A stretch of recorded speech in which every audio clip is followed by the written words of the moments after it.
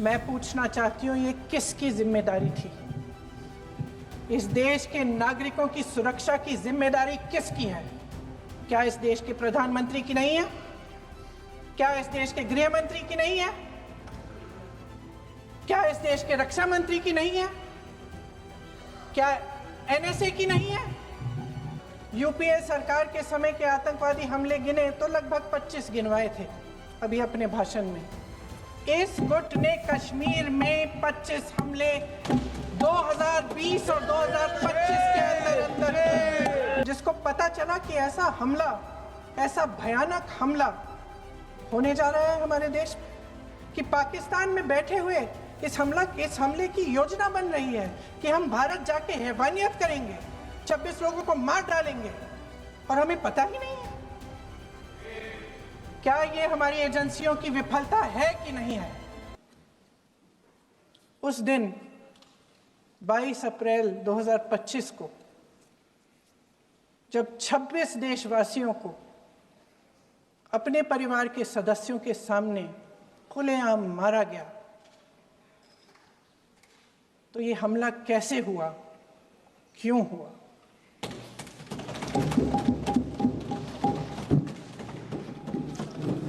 अध्यक्ष महोदय, ये लोग बैसारन वैली में, पहलगाम के पास कश्मीर में क्या कर रहे थे?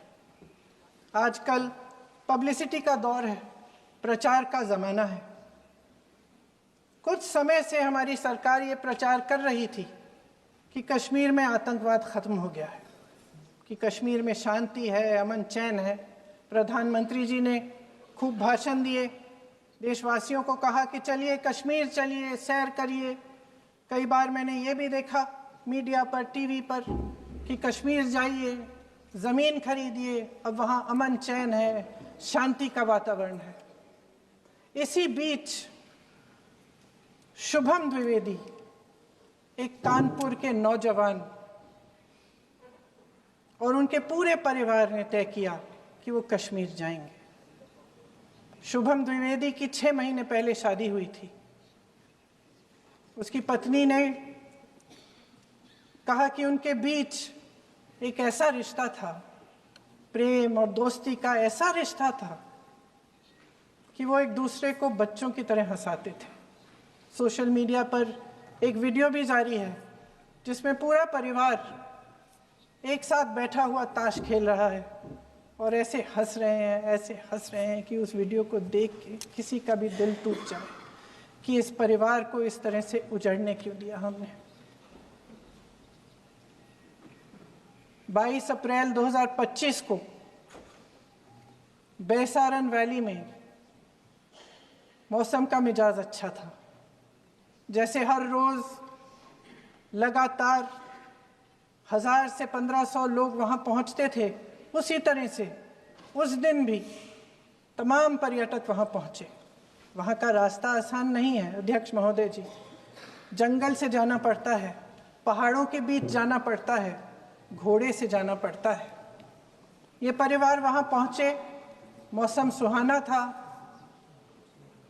उनके बच्चे ट्रैम्पोलिन पे खेल रहे थे, कोई जिपलाइन कर रहा था, कोई चाय पी रहा था, तो कोई कश्मीर की सुंदर वादियों की ठंडी हवा का मज़ा ले रहा था। शुभम अपनी पत्नी के साथ एक स्टॉल पे खड़े थे।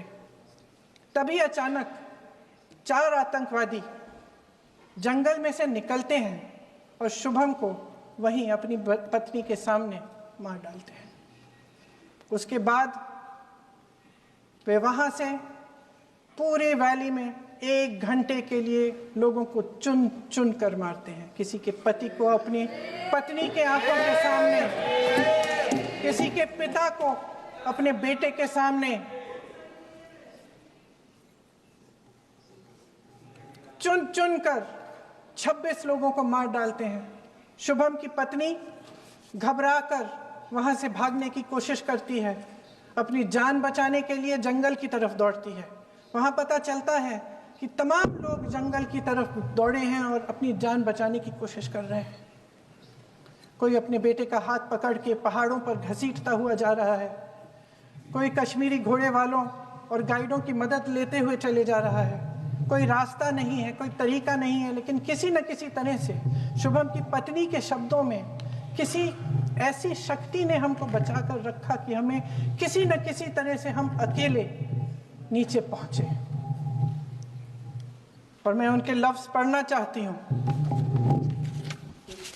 क्योंकि उन्होंने कहा कि इस पूरे समय जब 1 घंटे के लिए चुन चुन कर भारतीय नागरिकों को मारा जा रहा था, इस पूरे समय उसे एक सुरक्षाकर्मी नहीं दिखा, एक सैनिक नहीं दिखा।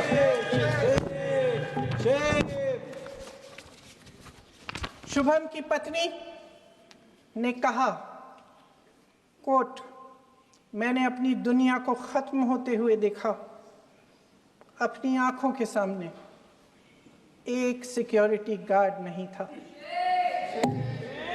मैं ये कह सकती हूं कि देश ने, सरकार ने हमें वहां पे अनाथ छोड़ दिया था। सिक्योरिटी क्यों नहीं थी वहां पे एक सैनिक क्यों नहीं दिखा? क्या सरकार को मालूम नहीं था कि यहां रोज 1000 से 1500 पर्यटक जाते हैं? क्या सरकार को मालूम नहीं था कि यहाँ के को पहुंचने के लिए जंगल के रास्ते से जाना पड़ता है? अगर कुछ हो जाएगा तो लोग वहां से निकल नहीं पाएंगे। एक चिकित्सा का इंतजाम नहीं था, फर्स्ट एड का इंतजाम नहीं था, कोई इंतजाम नहीं था, ना सुरक्षा का ना फर्स्ट एड का। इन लोगों को भगवान भरोसे छोड़ दिया गया।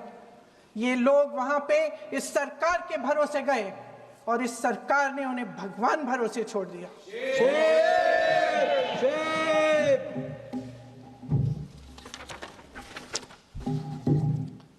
मैं पूछना चाहती हूं, ये किसकी जिम्मेदारी थी? इस देश के नागरिकों की सुरक्षा की जिम्मेदारी किसकी है? क्या इस देश के प्रधानमंत्री की नहीं है? क्या इस देश के गृह मंत्री की नहीं है? क्या इस देश के रक्षा मंत्री की नहीं है? क्या एनएसए की नहीं है? अध्यक्ष महोदय, पहलगाम हमले से सिर्फ 2 हफ्ते पहले हमारे गृह मंत्री महोदय जी कश्मीर गए थे। किस लिए गए थे? जो सुरक्षा की व्यवस्था है इसको देखने के लिए गए थे, इसको रिव्यू करने के लिए गए थे। और उन्होंने वहां कहा कि आतंकवाद पर विजय प्राप्त हुई है। ये 2 हफ्ते पहले है।